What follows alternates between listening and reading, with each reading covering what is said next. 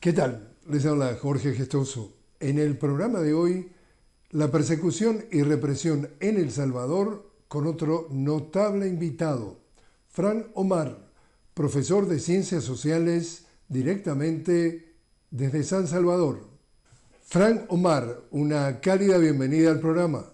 Muchas gracias por la invitación desde El Salvador. Estamos aquí con mucha expectativa por todo lo que está sucediendo, todo lo que ha estado sucediendo en estos días frente a una situación que ha trascendido fronteras y pues estamos aquí en disposición para poder hablar sobre la realidad de nuestro país. Frank, tú has denunciado y listo la serie de denuncias.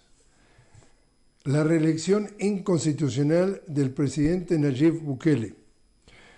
El estado de excepción que Bukele ha decretado 36 veces desde marzo del 2022. La persecución de opositores.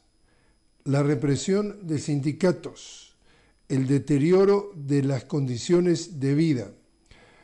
¿Cuál de todas estas irregularidades tú consideras que es la más grave, la que te preocupa más? Bueno, desde nuestro punto de vista, la que la acción que le abre la puerta a toda una serie de medidas eh, que se fueron desarrollando en estos últimos años fue el proceso electoral del 2021, vamos a decirlo así, que estuvo lleno también de irregularidades.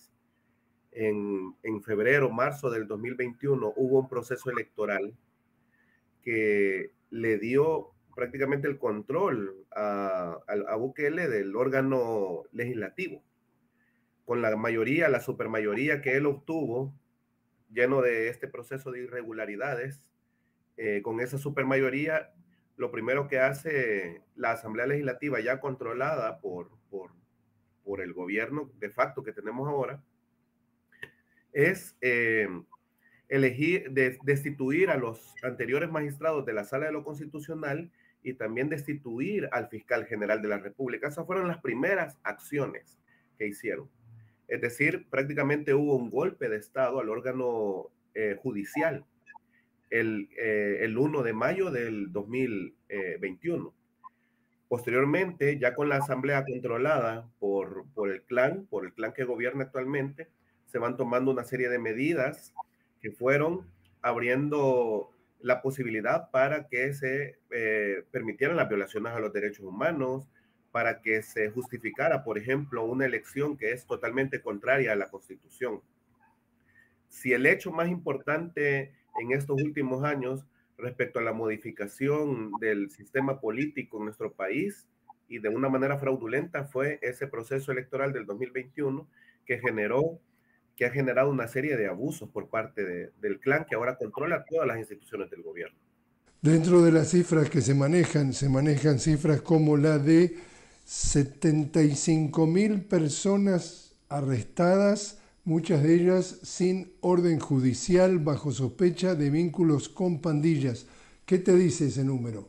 En marzo del 2022, a partir de un fin de semana muy sangriento que pasó en nuestro país, eso fue la justificante para que el gobierno decretara un régimen de excepción, que es el que tenemos hasta este momento.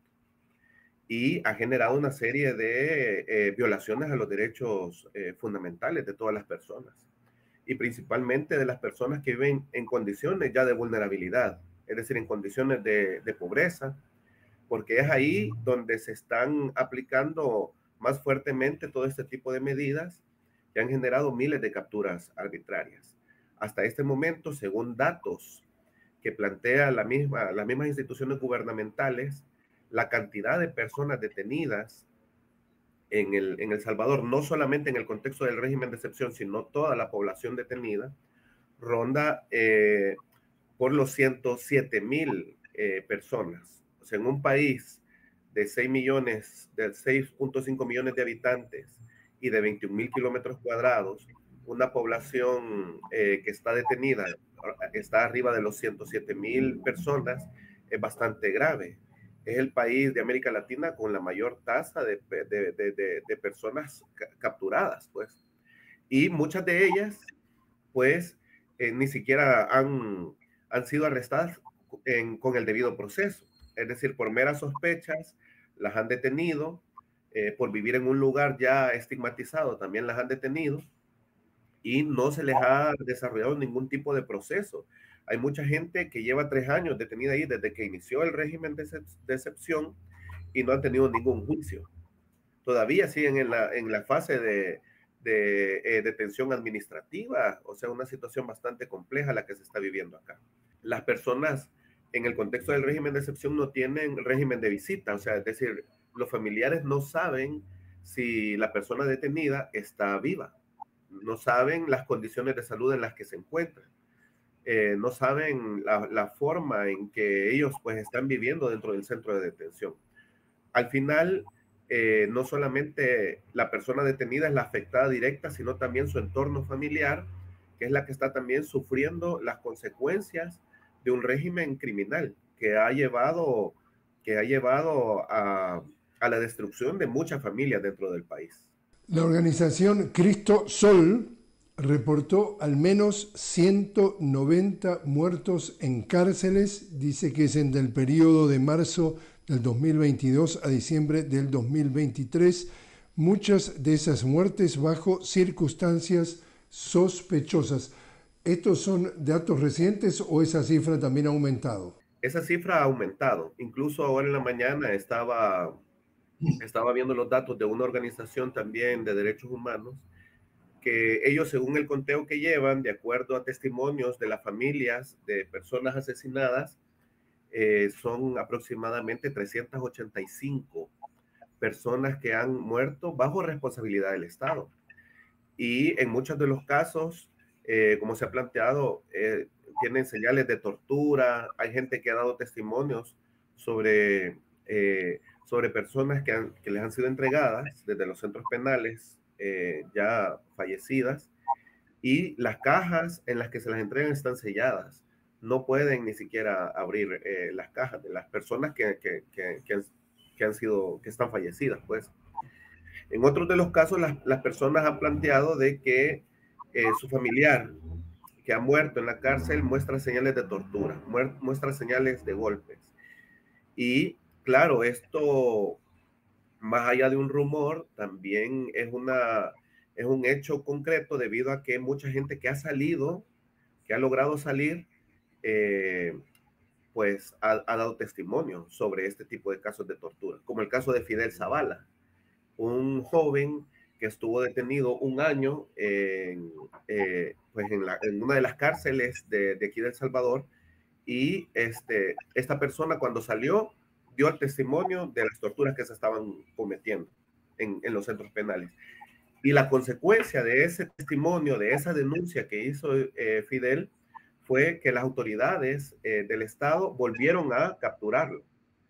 Ahora está detenido nuevamente. En vez de ponerle atención a la situación de tortura, en vez de atender la denuncia que estaba haciendo este joven, lo que hicieron las autoridades fue detenerlo nuevamente y ahora está preso, ¿verdad? A merced de sus captores, de las personas que él denunció.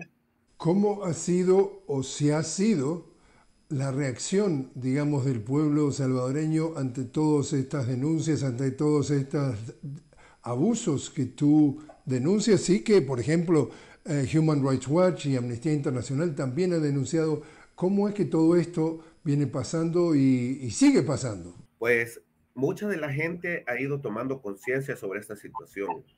Creemos nosotros pues que al principio generó un sentimiento de bienestar hacia la población porque la percepción era de que los actos delictivos habían disminuido.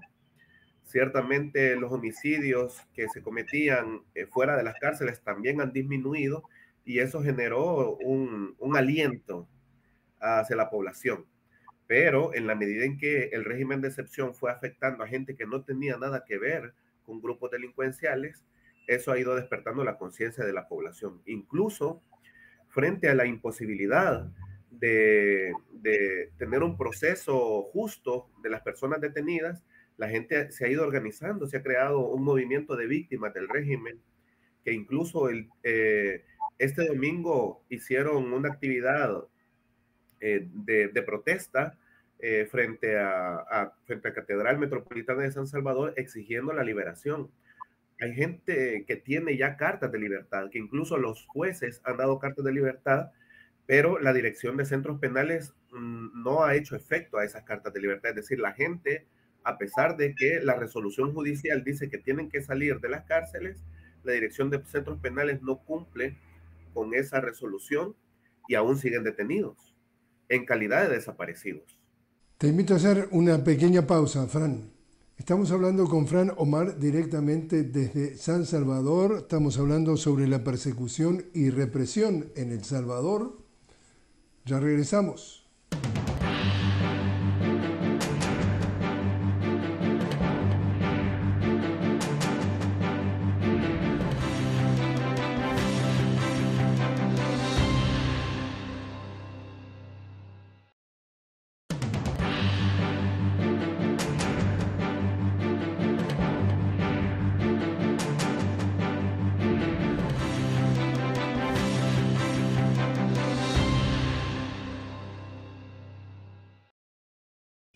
Continuamos hablando con Fran Omar directamente desde San Salvador. Estamos hablando sobre la persecución y represión en El Salvador. Fran es profesor de Ciencias Sociales. Fran, una pregunta que hasta ahora no he podido obtener una respuesta detallada. Estamos hablando de El Salvador, en donde las denuncias de las carencias desde el punto de vista de la inversión social hace agua por todos los frentes. Estamos hablando, no hay dinero para la educación, ni siquiera para darle comida a los alumnos al mediodía, etcétera, etcétera, etcétera. Y tenemos a este presidente que construye una mega cárcel para 40.000 personas que le llama entonces CECOT, el Centro contra el Terrorismo. ¿De dónde sacó los fondos? ¿Cómo hizo para financiar un centro que es realmente impresionante en cuanto a la estructura, a la logística? Acá estamos hablando de un proyecto de infraestructura mayor. ¿Cómo salen esos fondos? ¿De dónde? Bueno, estos fondos salen de la situación de emergencia que se da en el contexto de la aplicación del régimen de excepción. Es decir, que con la entrada del régimen de excepción en el 2022 se aprobaron una serie de préstamos que iban en la lógica, supuestamente, de aplicar medidas de un plan control territorial, así se le llamó, al plan de seguridad, vinculado al régimen de excepción. Entonces, los préstamos se aprobaron por la Asamblea Legislativa y siempre a partir de eso, pues se mostró el desarrollo de un proyecto carcelario, supuestamente mostrándolo como la respuesta a la situación de violencia que se estaba viviendo. Es decir, la respuesta de este gobierno a la situación de violencia fue el régimen de excepción, la detención arbitraria de miles de personas y la construcción de esta mega cárcel que la ha vendido hacia fuera de San Salvador, hacia fuera del Salvador, como la gran panacea y la gran solución al sistema, a la situación de delincuencia que vive nuestro país. Es la cárcel más grande de América Latina, según entendemos, y tiene la capacidad de resguardar, según datos oficiales, a 40.000 personas. Ahora, hay una afectación también a las comunidades que están alrededor de la construcción de la cárcel, por toda la contaminación que ha estado generando, todos los desechos que ha estado generando la utilización de esta cárcel. Incluso la construcción de esta cárcel significó el despojo de tierras para personas que cultivaban en estas zonas y que fueron forzados a vender esas tierras para la construcción de esta cárcel. Ahora, el tema de fondo es, estos sujetos que están encarcelados, hay consenso que la gran mayoría viene de situaciones de pobreza, de marginación, en la cual la sociedad no ha invertido, digamos, en desarrollar a esos seres humanos. Y en vez de invertir en desarrollar a los seres humanos salvadoreños para que no sean pobres y no tengan que violar la ley, lo que hace es no resolver el problema, como ponerle una curita y mandarlos a una cárcel para calmar la situación en las calles. El problema de fondo no es la delincuencia, el problema de fondo es por qué llegan a la delincuencia. Esa pregunta se discute a nivel nacional, se discute a nivel de la prensa internacional, o todo el mundo contento porque el señor es el más cool de los dictadores y mete a Dios y María Santísima presa sin debido proceso y abusando los derechos humanos. Todo eso, la marginación, ¿no es un tema de discusión? No, la única solución que ha presentado el gobierno actualmente para combatir la situación de la delincuencia ha sido el tema represivo, pero una represión discriminada. Es decir, aquí no se está combatiendo la delincuencia.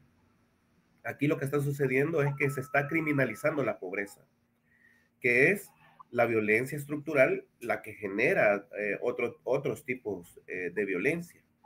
Es decir, al final, la pobreza, la marginación, la exclusión son formas de violencia estructural que no están siendo discutidas por este gobierno, sino más bien la respuesta de este gobierno frente a estos fenómenos estructurales ha sido la represión indiscriminada hacia toda la población que, eh, que para ellos parecieran ser delincuentes. Esa es la situación que se está dando en nuestro país.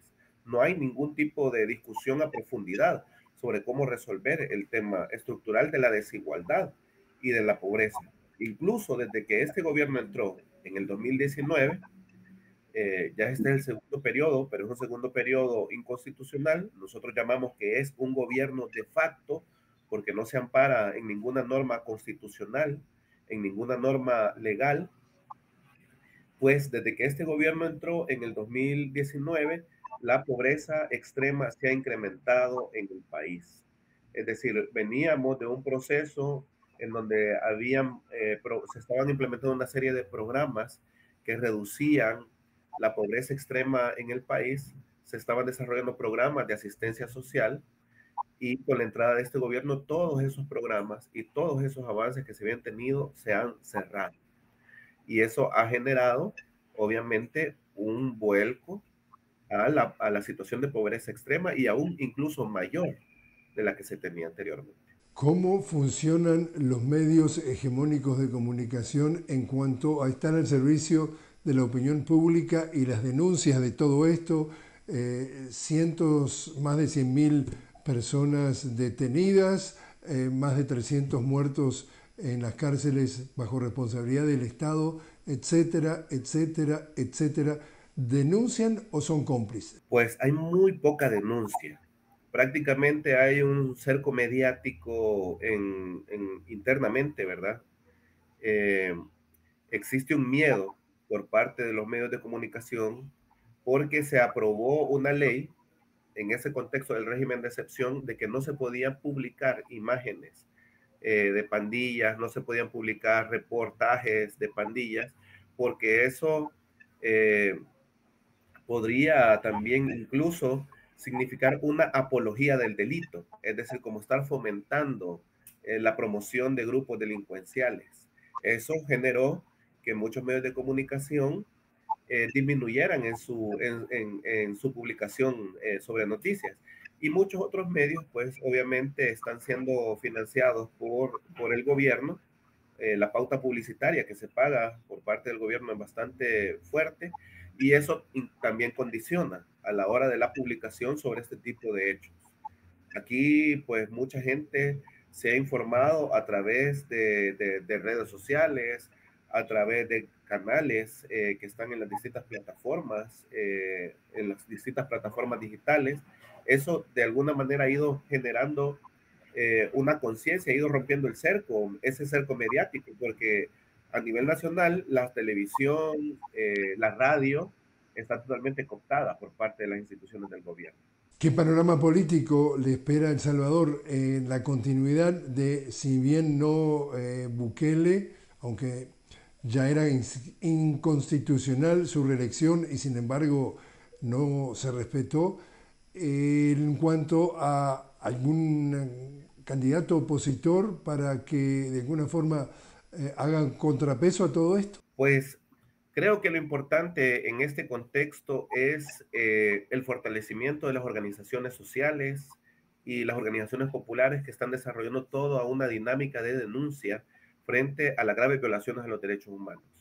Eso ha ido generando que mucha gente en las comunidades vaya rompiendo el miedo, porque al final también el régimen de excepción tiene ese fin, generar miedo a la población para que no se organice y para que no denuncie. Ahora, yo creo que también es importante que se retome o que se tome en cuenta bastante el papel que está jugando el movimiento popular, porque solo tomando en cuenta este papel de denuncia se va a poder construir una verdadera alternativa, ¿verdad? Ahora, la discusión que debe de darse en nuestro país es si la vía electoral, el tema electoral va a ser la solución a esta situación, porque resulta de que el Tribunal Supremo Electoral también está siendo controlado por parte del gobierno. La salida debe ser debatida y la salida también va a ser garantizada por, por el papel protagónico que está jugando el movimiento popular, ¿verdad? Es ahí donde se va a construir la alternativa y nosotros esperamos que en este contexto puedan surgir liderazgos que representen los intereses de las grandes mayorías y que rompan con toda esa dinámica represiva que se está dando actualmente. Hablamos de persecución de opositores, hablamos de represión de sindicatos y te escuchamos a ti. ¿Tú conoces personalmente a gente que ha sido perseguida o está siendo perseguida o gente que ha sido reprimida o particularmente en tu caso justamente por claramente tener las denuncias de cuál es la situación? Sí, nosotros conocemos mucha gente que ha sido detenida, que está guardando prisión, son presos políticos. Como le mencionaba anteriormente, el caso de Fidel Zavala, que es un joven que denunció los graves abusos que se cometían dentro de las cárceles, ahora está detenido nuevamente. Estamos exigiendo su liberación. También estamos exigiendo la liberación de los líderes de la Alianza Nacional El Salvador en Paz, una organización compuesta principalmente por veteranos, excombatientes del conflicto armado que estaban denunciando los graves retrocesos en la construcción de la democracia en nuestro país. Y la respuesta de este gobierno frente a esa demanda, frente a esa denuncia sobre los retrocesos en materia democrática, ha sido el arresto de estos líderes. Incluso también está arrestado el expresidente del Tribunal Supremo Electoral, Eugenio Chicas, quien fue y quien ha sido una persona que ha estado denunciando los graves retrocesos en materia democrática en El Salvador. Todos ellos son personas que están detenidas actualmente, líderes comunitarios, gente que estaba defendiendo la tierra, sindicalistas, como el caso de Giovanni Aguirre, que incluso tiene orden de libertad y él sigue detenido todavía en los centros de prisión de este país. Es decir, si empezamos a hacer nosotros la cuenta sobre la cantidad de personas detenidas y catalogarlas como detenidos políticos, como presos políticos, la cifra es bastante alta. Anda arriba de las 50 personas detenidas por su forma de pensar, por denunciar, por tomar el liderazgo en este papel de denuncia que han estado haciendo frente a los graves retrocesos. Frank Omar, muchísimas gracias por haber estado con nosotros. Muchas gracias por la invitación.